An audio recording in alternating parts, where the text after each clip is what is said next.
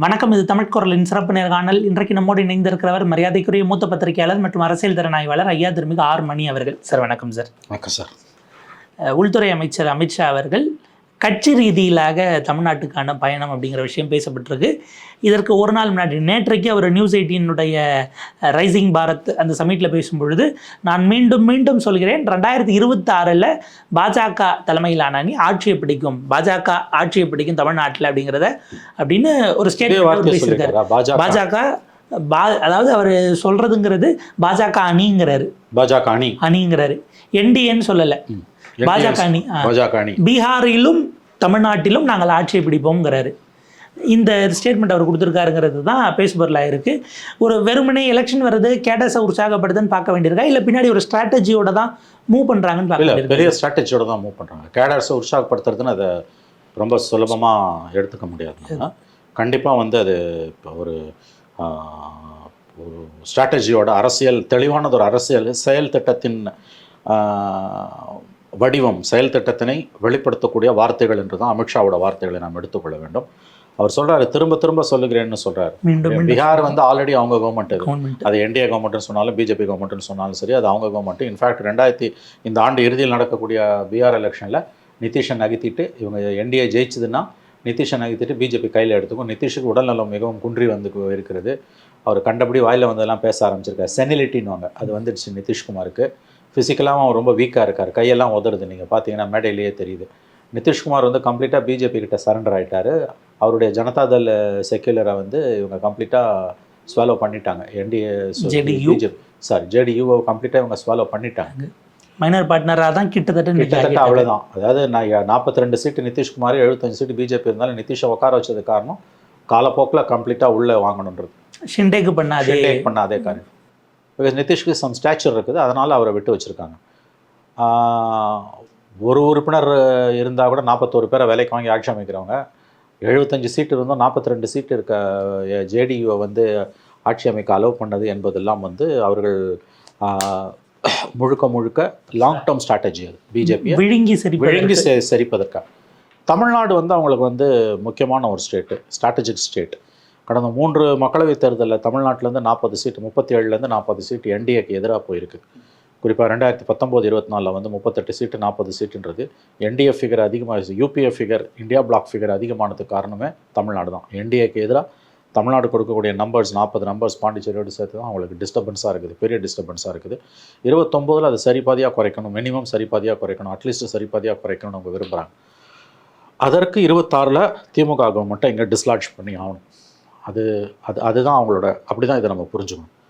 என்ன விலை கொடுத்தும் இங்கே தமிழ்நாட்டில் திமுக கவர்மெண்ட் அகற்றணும். ஏன்னா 29 4வது முறை மோடி ஆட்சியை பிடிக்கணும், பிஜேபி ஆட்சி பிடிக்கணும்னா தமிழ்நாட்டிலேருந்து போகக்கூடிய 40 சீட்டை எவ்வளோ குறைக்க முடியுமோ அவ்வளோ குறைக்கிறது ரொம்ப முக்கியம். இதுதான் பேக்ரவுண்ட். இந்த பேக்ரவுண்டில் அவங்க திரும்ப அவர் அமித்ஷா எடப்பாடி பார்த்துட்டு வெளியேறின 1 மணி நேரத்தில் என்டிஏ கவர்மெண்ட் அமையும்னு சொன்னார் 26. நேற்றைக்கு நியூஸ் 18 ஃபங்க்ஷனில் பிஜேபி அப்படின்னு சொன்னார். நீங்கள் சொல்கிறீங்க, இது ரொம்ப தெளிவாக அதிமுக இப்போ தெளிவாக ஒரு முடிவு எடுக்கணும். பிஜேபியோட போகிறதா இல்லையான்ற முடிவு எடுக்கணும். இதற்கு மேற்கொண்டும் பிஜேபியோட உறவு விஷயத்தில் டில்லி டாலிங்காக தொட்டும் தொடாமல் பட்டும் படாமல் பேசுகிறதும், இன்னும் 6 மாதம் இருக்குது தேர்தல் நேரத்தில்னு பேசுகிறதும் சத்தியமாக ஏற்புடையதில்லை. அதிமுகவை பாஜக விழுங்க தொடங்கி இருக்கிறது. தப்பிச்சுட்டு திமிரி வந்தால் இப்போ கூட வெளியில் வரலாம், இல்லைனா வந்து கம்ப்ளீட்டாக அதிமுகவை பிஜேபி விழுங்கிவிடும். செரிமானத்துக்கு மேலும் வேண்டுமானால் சில மாதங்கள் பிடிக்கலாம், ஒரு சில மாதங்கள் தேர்தல் வரைக்கும் பிடிக்கலாம். சிவசேனாவுக்கு என்ன நடந்ததோ பால் தாக்கரே மரணத்துக்கு பிறகு அது இவர்களுக்கு இன்று நடக்க ஆரம்பித்திருக்கிறது. அதிமுக விழித்து கொள்ள வேண்டிய நேரம், இல்லை என்றால் அதிமுகவை பிஜேபி முழுவதுமாக விழுங்கும். அமித்ஷாவுடைய இந்த பேச்சுக்கள் மிக மிக அபாயகரமான பேச்சுக்கள். அவர்கள் 26 தமிழ்நாட்டை குறிவைத்திருக்கிறார்கள். எப்படியாவது இங்கு ஆட்சியை கைப்பற்ற வேண்டும் என்று நினைக்கிறார்கள். அதிமுக என்ற கட்சி திமுகவிடம் பலியாக தொடங்கி இருக்கிறது என்று தான் நான் பார்க்கிறேன். அமித்ஷா அவர்கள் வரார் அப்படின்னா அவருக்கு பலருக்கும் மீட்டிங்ஸ் இருக்குது அப்படிங்கிற விஷயங்கள் பேசப்பட்டது. கட்சிக்குள்ளேயே இருக்கக்கூடிய தலைவர்கள் அது தனியாக கட்சி ரீதியிலான மீட்டிங், அடுத்த தலைவர் தேர்தல் அது சார்ந்த விஷயங்கள், கூட்டணிக்குள்ளே இப்போ இருக்கக்கூடியவர்கள் இனிமேல் வர வாய்ப்புடையவர்கள் அப்படிங்கிற விஷயங்கள் எல்லாம் மீட்டிங்ஸ் அரேஞ்ச் பண்ணியிருக்காங்கன்னு சொல்கிறாங்க. இதில் ரொம்ப குறிப்பாக துக்ளக்கினுடைய ஆசிரியர் குருமூர்த்தி அவர்களோட சந்திப்பு இருக்குன்னு ஒரு 3-4 நாட்களாகவே இந்த செய்தி கசிய விடப்படுகிறது அப்படிங்கிறத பார்க்க வேண்டியிருக்கு. கடந்த காலத்தில் ஜெயலலிதா அவர்களுடைய மறைவுக்கு பிறகு பல ப்ராமிசஸை டால் கிளைம்ஸை கொடுத்து இல்லை கிளைம் பண்ணியுமே கூட அவரால் அதை செய்ய முடியலன்னும் போது திரும்ப பேக் டு ஸ்கொயர் ஒன் ஏன் போகிறாங்க? ஸ்ட்ராட்டஜிக்கலி அது எப்படி பார்க்க வேண்டியிருக்கு? இல்லைங்க, ஏடிஎம்கே இல்லைன்னா அவங்களால ஒருபோதும் திமுகவை வீழ்த்த முடியாது. ஏடிஎம்கே கூட்டணி இல்லாமல், அதிமுக கூட்டணி இல்லாமல் 26 தேர்தலில் பிஜேபி போகுதுன்னா குட்டி குட்டி கட்சிகளில் 900 கட்சியோடு சேர்ந்து தான் போகணும். சைபர் ஆகும். இப்போ இருக்க 4 சீட்டை கூட அவங்களால சத்தியமாக காப்பாற்றிக்கொள்ள முடியாது. இப்போ இருக்க 4 காப்பாற்றணும், 4 ஒரு 10 சீட் ஆகணும்னா அதுக்கு அதிமுக கூட இருக்கணும். அதிமுக இல்லைன்னா களத்தில் பிஜேபியால் நிற்கவே முடியாது. அதுவும் திமுக இன்றைக்கி விசுரூபம் எடுத்துடுச்சு. இன்னும் சில கட்சிகளை, தேமுதிக உள்ளிட்ட கட்சிகளை திமுக கூட்டணிக்குள்ளே ஸ்டாலின் கொண்டு வர போகிறார். அதற்கான எல்லா பேச்சுவார்த்தைகளும் நடந்துகிட்ருக்கு. ஸோ கையில் திமுக கிட்ட வந்து மிகப்பெரிய அளவில் ஒரு கூட்டணி, வானவில் கூட்டணி, ரெயின்போ அலைன்ஸ் இருக்குது, ஸ்டேட் பவர் இருக்குது, பணம் இருக்குது, மீடியா இருக்குது, எல்லாமே அவங்க கையில் இருக்குது. அந்த திமுகவை எதிர்க்கணுன்னா நீங்கள் வந்து ஒரு வலுவான கூட்டணி, மதசார்பற்ற கூட்டணி அமையணும். அன்ஃபார்ச்சுனேட்லி அது வந்து அதிமுகவால் கட்டமைக்க முடியல, அவங்க பிஜேபியோட தான் போகிறாங்கன்னா அந்த கூட்டணி வலுவான கூட்டணியாக இருக்கும். அது தமிழ்நாட்டுக்கு கேடு விளைவிக்கும். பிஜேபியோட அதிமுக சேர்ந்து அந்த கூட்டணி ஜெயிச்சதுன்னா அது அந்த அரசில் பிஜேபிக்கு பெரிய ரோல் இருக்கும். தமிழ்நாட்டுக்கு பேரழிவு நிச்சயம், அது வேறு விஷயம். ஆனால் அதிமுக பிஜேபி கூட்டணி வந்ததுன்னா அதில் குட்டி கட்சிகளும் பாமக உள்ளிட்ட கட்சிகள் எல்லாம் சேருவாங்க. டஃப் ஃபைட் இருக்கும், கடுமையான போட்டி இருக்கும்.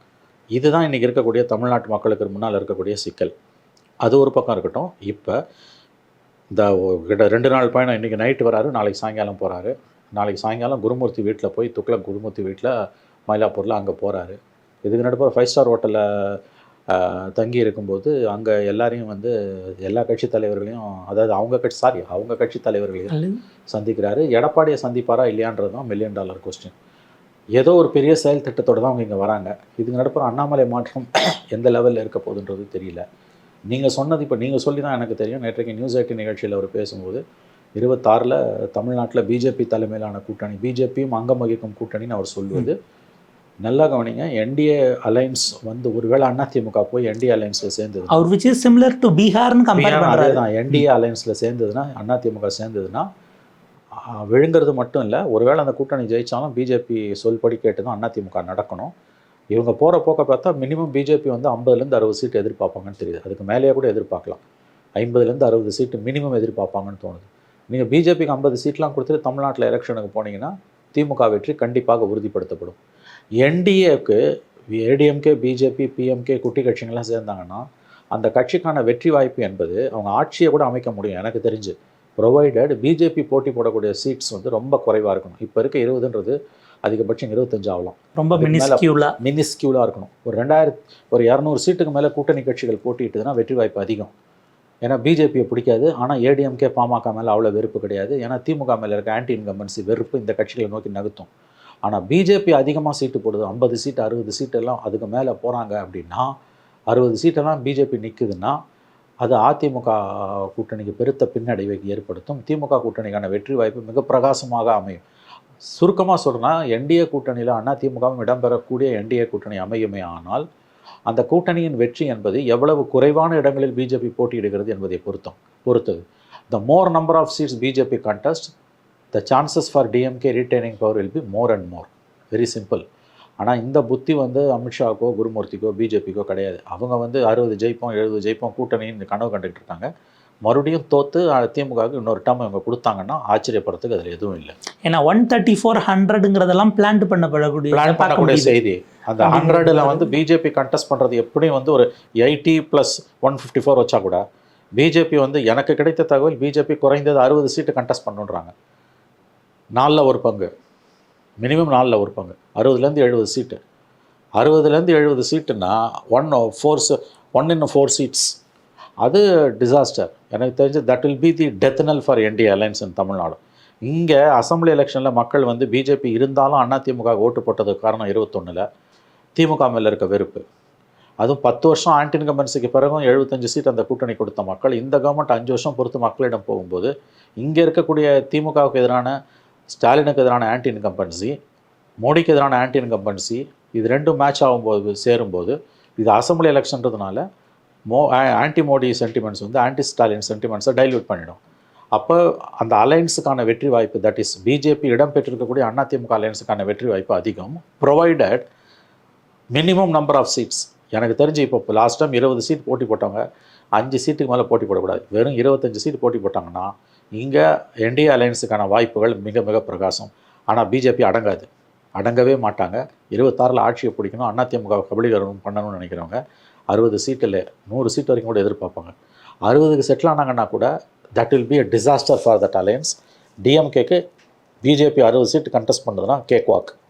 It's a cake walk. அதான் நீங்கள் ஒரு மூத்த பாஜக தலைவர் சொன்னதாக சொல்வீங்களே, எங்களுக்கு 543னா 40 ரெடியூஸ் பண்ணிட்டு 503 எங்களுக்கு ஸ்டார்ட் ஆச்சு. அப்போ இங்கே வந்தது அப்படின்னா அந்த நம்பர் ஆஃப் சீட்ஸ் பிஜேபி கண்டஸ்டிங்க நீங்கள் மைனஸ் பண்ணிட்டு தான் என்டி. அப்படி மொத்தமாக சொல்ல முடியாது. இப்போ வெஸ்டர்ன் பெல்ட்லாம் அவங்களுக்கு அடிப்பாங்க, அதை நான் மறுக்கல. நான் அந்த அளவுக்கு பிஜேபியை குறைச்சி மாதிரி அந்த ஏடிஎம்கே பிஜேபி அலையன்ஸ் வந்து அது ஜெல் ஆகக்கூடிய கெமிஸ்ட்ரி. நீங்கள் பார்த்தீங்கன்னா வெஸ்ட்லேயும் ஓரளவு சவுத்லேயும் வந்து கண்டிப்பாக வந்து அது ஜெல் ஆகும், நிச்சயமாக ஜெல் ஆகும். அதனால் இப்போ ஒரு 60 சீட் அவங்க கண்டெஸ்ட் பண்ணுறாங்கன்னா ஸ்டார்ட் வித் -60 அப்படி நான் சொல்ல மாட்டேன். No, that's wrong person. Local factors இருக்கும். பிஜேபிக்கும் ஏடிஎம்கேவோட அசம்பிளியில் சேரும்போது ஒரு எட்ஜ் இருக்குது. ஏன்னா திமுக பிடிக்காத ஓட்டு அங்கே போகுது. அது ஒரு செக்மெண்ட், ஒரு 2 செக்மெண்ட் நம்ம சொல்லலாம். வெஸ்டர்ன் தமிழ்நாடும் சதர்ன் தமிழ்நாடும். மற்றபடி இந்த பக்கம் சென்ட்ரல் தமிழ்நாடு, நார்தன் தமிழ்நாடுலாம் அவங்க தோற்றுருவாங்க. வெஸ்டர்ன் தமிழ்நாடு, சதர்ன் தமிழ்நாடுல எஸ்பெஷலி வெஸ்டர்ன் தமிழ்நாடுல அவங்களுக்கு வந்து கண்டிப்பாக வந்து ஒரு சான்ஸ் இருக்குது. ஆனால் இதில் ஒரு புது பிளேயர் வந்ததுனால அந்த அலையன்ஸுக்கு வந்து அது பெரிய சேலஞ்சுன்னு ஒரு வியூ இருக்குது. விஜய் ஃபேக்டர் ஏடிஎம்கே பிஜேபி அலையன்ஸை பெரிய அளவில் ஜெயிக்க விடாமல் தடுக்கக்கூடிய வாய்ப்பு இருக்குன்னு சொல்கிறாங்க. Spoiler sport. இது Vijay will be a spoil sport. அப்படி வருதுன்னா வந்து it could be anybody's game. யாராலையும் இதை ப்ரெடிக்ட் பண்ணவே முடியாது. For the first time Tamil Nadu assembly hung அசம்பிளியாக கூட மாறலாம். இதில் சீமானையும் பிஜேபி ஏடிஎம்கே அலையன்ஸ்குள்ளே இழுப்பதற்கான எல்லா முயற்சிகளும் நடக்குது. அவர் போய் அண்ணாமலையோட மேடே ஷேர் பண்ணுறாரு. ஷேர் பண்ணிவிட்டு அதுக்கப்புறம் இது என்ன இருக்குது, இது நட்பு ரீதியாக இருக்கக்கூடாது அரசியல்ன்ற. சிலரோடலாம் நீங்கள் மேடையை ஷேர் பண்ணிங்கன்னா அதுக்கு ஒரு பொலிட்டிக்கல் மீனிங் உண்டு. அது தெரியாத அளவுக்கு சீமானம் ஒன்றும் விவரமறியாதவர் கிடையாது. ஸோ சீமானம் அந்த பக்கம் போய் சேர்ந்தார்னா அவருடைய 8% ஓட்டு அப்படியே போகாது. அது ஒரு 3%, 4% குறைஞ்சிருக்குது. பிஜேபியோட போனால் இன்னும் குறையும். பட் 1 to 2% அப்படியே சீமானோட தான் தங்கி நிற்கும். அவங்களுக்கு பிரதான எதிரி திமுக. நடக்க போகிறது அசம்பிளி எலெக்ஷன்றதுனால வந்து திமுகவுக்கு எதிராக எந்த எல்லைக்கும் வந்து ஆன்டி டிஎம்கே ஃபோர்ஸஸும் போக தயாராக இருப்பாங்க. ப்ரொவைடட் அவங்களுக்கு பொலிட்டிக்கல் நரேட்டிவை செட் பண்ணுறதுக்கும் அந்த அலையன்ஸ் அங்கே லீட் பண்ணுறதுக்கும் தமிழ்நாடு பாலிடிக்ஸ் தெரிஞ்ச ஒரு proper political leader with some vision இருந்தாங்கன்னா தான் அவங்களால ஜெயிக்க முடியும். அது இல்லைன்னா வந்து இப்போ இருக்க திமுகவை வந்து வீழ்த்துவது என்பது அவ்வளவு சுலபமான விஷயம் கிடையாது. ஏன்னா இந்த திமுக விஸ்வரூபம் எடுத்துடுச்சு. கடந்த முறை அமித்ஷா அவர்களை எடப்பாடி போயிட்டு சந்திச்சுட்டு வந்து அண்ணாமலை போயிட்டு வந்தார். பட் அவர் மீட் பண்ணாரான்னு தெரியல. ஆனால் அந்த ப்ரெஸ் மீட்டில் ஒரு செய்தி சொன்னார். என்ன அப்படின்னா, நாங்கள் பல விஷயங்களை கொடுத்துருக்கோம். இங்கே இருக்க சோஷியல் ஃபேக்டர்ஸ் அப்படிங்கிறது சமூக ரீதியிலான விஷயங்களை தாண்டி தமிழ்நாட்டை நீங்கள் ஜோன்ஸாக பிரிச்சிங்கன்னா 5 ஜோன்ஸ் இருக்குது. இதில் 3ல் நீங்கள் ஜெயிச்சாதான் உங்களால் ஆட்சியை பிடிக்க முடியும் அப்படிங்கிற ஒரு விஷயத்தையும் நாங்கள் அவருக்கு இன்சிஸ்ட் பண்ணியிருக்கோம். இல்லை அது சம்மந்தமான விஷயங்களை பேசியிருக்கோம்னு அவர் குறிப்பிட்டார். அப்போ அப்படி பார்த்தோம்னா வெஸ்ட்டு சவுத்து போயிட்டு அவங்க அடுத்தது நார்த்துக்கு வரணும் அப்படின்னா நார்த்தில் பிஎம்கே ஒரு ப்ராமினன்ட் ஃபோர்ஸாக இருக்கிறது. ஆனால் அந்த பிஎம்கேக்குள்ளே இப்போ நடக்கக்கூடிய டிஸ்டர்பன்சஸ் நம்ம அதை பார்க்க வேண்டியிருக்கா? இதை பிஜேபி எப்படி பார்க்கும்? ஏன்னா இப்போ சீனியர் ராமதாஸ் அவர்கள் நானே இனிமேல் தலைவராகவும் இருப்பேன் அப்படின்னு சொல்லியிருக்காரு. முதல்ல இந்த ஈக்குவேஷன் நம்ம எப்படி பார்க்க வேண்டியிருக்கு? ஒரு பாயிலிங் ஸ்டேஜுக்குள்ளே கூட்டணி கட்சி பாமக போயிருப்பதை. இல்லைங்க, அவங்க ஏடிஎம்கே பிஜேபி அலையன்ஸில் தான் அவங்க போவாங்க. அவங்களுக்கு வேறு வாய்ப்பே கிடையாது. ஏன்னா டிஎம்கே அலையன்ஸில் பிஎம்கே போக முடியாது. பிஎம்கே உள்ளே போச்சுன்னா டிஎம்கேக்கு பிஎம்கே இழுக்கணும்னு தான் ஆசை, பிஎம்கேக்கும் டிஎம்கேவோட போகணுன்னு தான் ஆசை. ஆனால் விசிகே ஃபேக்டர் இருக்குது. பிஎம்கேவை டிஎம்கே அலையன்ஸ்குள்ளே அட்மிட் பண்ணாங்கன்னா விசிகே வெளியில் போயிடும். அது பெரிய நேமை வந்து டிஎம்கேக்கு டேமேஜ் பண்ணிடும். ஏன்னா 3 எலெக்ஷனில் வந்து கூடவே நின்று அவர் திரும்ப ஸ்டெட்ஃபாஸ்ட்டாக டிஎம்கேவோட இன் பிரின்சிபல் நிற்கக்கூடிய தலைவர் திரும்ப. ராமதாஸ் வந்து தேர்தல் அணி மாறக்கூடியவர். அவர் என்ன வேணால் செய்வார். அவரோட நம்பகத்தன்மை என்பது அதல பாதாளத்தில் இருக்குது. அதனால் வந்து ராமதாஸுக்காக திருமாவை ஸ்டாலின் கண்டிப்பாக இழக்க மாட்டார். அது என்னால் உறுதியாக சொல்ல முடியுது. பாமக வந்து ஏடிஎம்கே பிஜேபி அலையன்ஸில் தான் இருக்கும். அவங்களுக்கு வேறு வழி கிடையாது. என்ன வேணால் பேசுவார் ராமதாஸ். கடைசி நேரத்தில் என்ன தனக்கும் தான் குடும்பத்துக்கும் எது நன்மை பயக்குமோ அதை தான் செய்வார்.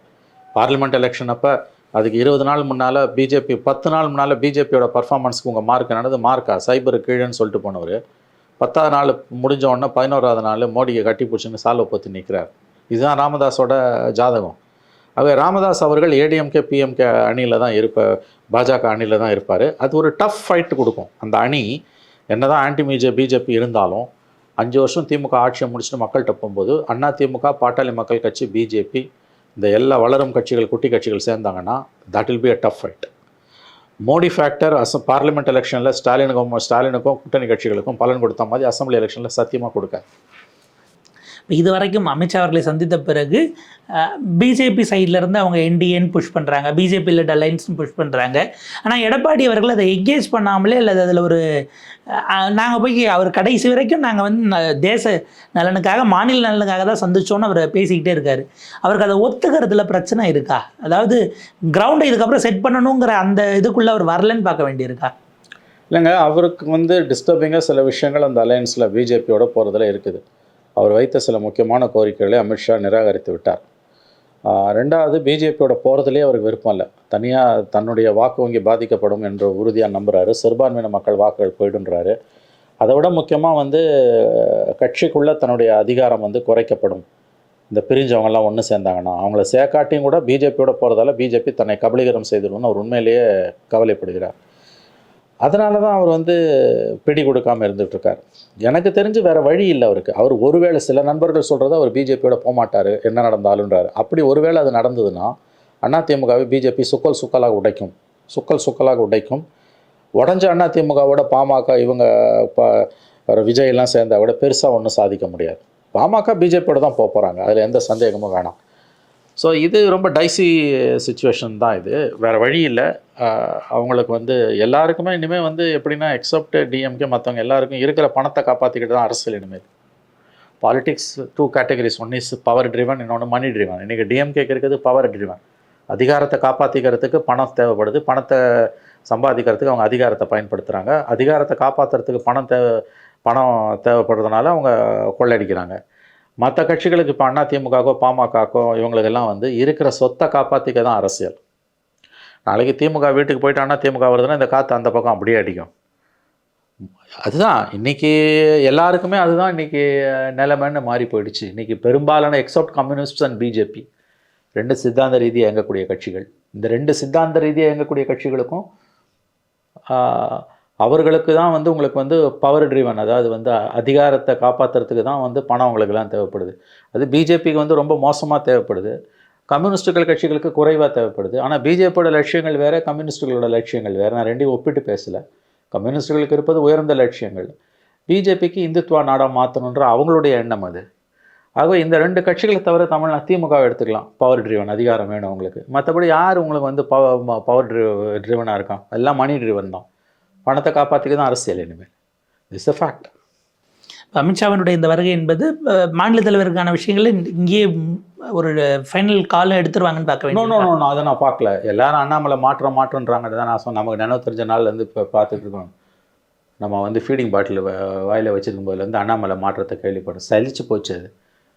அவரை மாற்றாமல் போகலாம். அண்ணாமலையை மாற்றுறதுக்கு அங்கேருந்து அமித்ஷா இங்கே பறந்து வந்து 5 ஸ்டார் ஹோட்டலில் உட்காந்து 7 ஸ்டார் ஹோட்டலில் உட்காந்து பேசணும்லாம் அவசியமே கிடையாது. அண்ணாமலையை மாற்றணும்னு அவங்க விரும்புகிறாங்க, ஆனால் ஆல்டர்னேட்டிவ் அவங்களுக்கு கிடைக்கல. ஏன்னா all certain things set and ton. தமிழ்நாட்டில் குக்கிராமம் வரைக்கும் பிஜேபி கொண்டு போய் சேர்த்தது அண்ணாமலை. 3லேருந்து 4%ன்றது 10% வரைக்கும் அவர் உயர்த்தி காமிச்சிருக்கார். உண்மையிலே காமிச்சிருக்கார். ஏதோ தடாலடி அரசியல் பண்ணி ஒரு காமன் மேனுக்கு பிஜேபின்ற ஒரு பெயர், ஒரு கட்சி இருக்குன்றதை தெரியப்படுத்தினவர் அண்ணாமலை தான். அவ்வளோ சுலபமாக அவரை பிஜேபி இழக்க விரும்பாது. ஆனால் அவருடைய போக்கும் சரியாக இல்லை. இன்றைக்கி அவர் தான் தோன்றித்தனமாக செயல்படுகிறார். இந்த தேசிய கட்சிகள் வந்து ஒரு பிராந்திய கட்சியோட கூட்டணி போகிறதுன்னு முடிவு பண்ணிட்டா அது ஒத்து வராத தலைவரை முதலே நகர்த்திடுவாங்க. அப்படி நகர்த்தாத பாவத்துக்கு தான் நரசிம்மராவ் வந்து தமிழ்நாட்டில் காங்கிரஸ் உடஞ்சி மூப்பனார் காங்கிரஸ் உருவாக காரணமாக இருந்தார். ஆகவே அந்த தப்பெல்லாம் மோடி செய்ய மாட்டார். Modi will never do that politics. இது அதாவது எப்படி, அதாவது இது சிக்கல் தான் இது. அதாவது வந்து more and more politics is getting complicated. ஒரு நிறைய கேள்வி சார். ஏன்னா பிரதமர் மோடி அவர்கள் ராமேஸ்வரம் வந்துட்டு அவர் பல விஷயங்களை பேசினார், பட் யாரையும் பொலிட்டிக்கல் மீட்டிங்ஸ்க்கு அவர் என்கேஜ் பண்ணல அப்படிங்கிற அந்த ஒரு விஷயம் இருக்குது இல்லையா? அப்போ அது வந்து அமித்ஷா அவர்கள்கிட்டே அந்த ஸ்ட்ராட்டஜிஸ் இல்லை மற்ற விஷயங்கள் 26க்கான அதை பார்க்கட்டும் அப்படின்னு ஆல் செட்டன்ட்டு அங்கே நகர்த்திட்டார் அப்படின்னு நம்ம பார்க்க வேண்டியிருக்கா? அப்படி தான் பார்க்கணும். எஸ், 26 பொறுத்த வரைக்கும் அமித்ஷா தான் பாயிண்ட்ஸ் பர்சன். குறிப்பாக கூட்டணி கட்சிகளை வழிக்கு கொண்டு வரத்துக்கலாம். ஆகவே அமித்ஷாவுக்கு முழு சுதந்திரம் கொடுக்கப்பட்டிருக்கிறது. அமித்ஷா சொன்னால் அது மோடி சொன்ன மாதிரி 2 பேரும் ஒன்று தான். தனியாக மோடி வந்து உங்களுக்கு சொல்லணும்னு அவசியமே இல்லை. when Amit Shah say something it's final, அப்படி தான் அதை எடுத்துக்கணும். கூட்டணியை பொறுத்த வரைக்கும் அமித்ஷா தான் டீல் பண்ணுறாரு. இப்போ அவங்களுக்கு நட்டான ஒரு தலைவர் இருக்கார், அவர் சீன்லேயே காணும். ஆனால் அமித்ஷா தான் அதை டீல் பண்ணுறாரு. ஆனால் அவங்க கட்சியில் யார் டீல் பண்ணணுன்றதை அவங்க தான் முடிவு செய்யணும். நட்டா தலைவர், அமித்ஷா ஹோம் மினிஸ்டர் தானே, கட்சியில் அவருக்கு என்ன பொறுப்புன்ற அபத்தமான கேள்வியெல்லாம் நம்ம கேட்கக்கூடாது. அது அவங்க கட்சி விவகாரம். அவங்க யாரை வேணால் வச்சு பேச்சுவார்த்தை நடத்துவாங்க. அதற்கும் நமக்கு எந்த சம்மந்தமும் இல்லை. சார் ஒரு விரிவான உரையாடல் நேரத்துக்கு வருதலுக்கு நன்றி. நன்றி.